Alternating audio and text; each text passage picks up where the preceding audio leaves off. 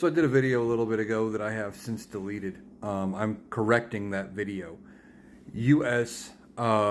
Senators Wyden and Whitehouse have sent a letter to the DOJ and Merrick Garland to formally start an investigation into Clarence Thomas over allegations that Clarence Thomas has received a bunch of gifts from billionaire donors over the years, and they want the DOJ to look into Clarence Thomas and whether or not Clarence paid the appropriate taxes on those, if he disclosed those on his income statements, because he didn't disclose those on his federal forms for gifts as required as a judge or a justice.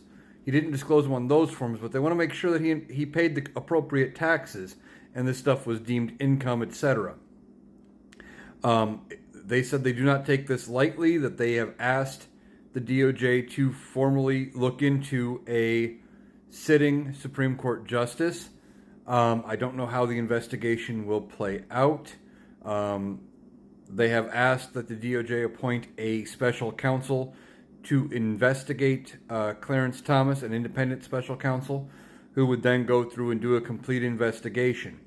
Like I said, I don't know how this would play out. Depending on what they find, this could also work in an impeachment inquiry to impeach and remove Clarence Thomas from the bench. And if they find a lot of widespread corruption, they may find enough bipartisan support to actually remove Clarence Thomas. And as I've talked about in previous videos, the possibility of replacing Thomas with another Supreme Court justice, should something happen in this case, would fall to whoever wins in November. Presumably it's going to be Joe Biden.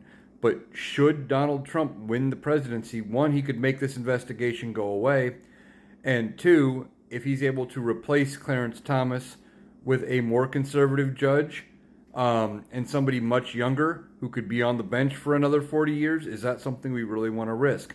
But this investigation into Clarence Thomas and all of the gifts that he has received over his 30 years on the bench is long overdue.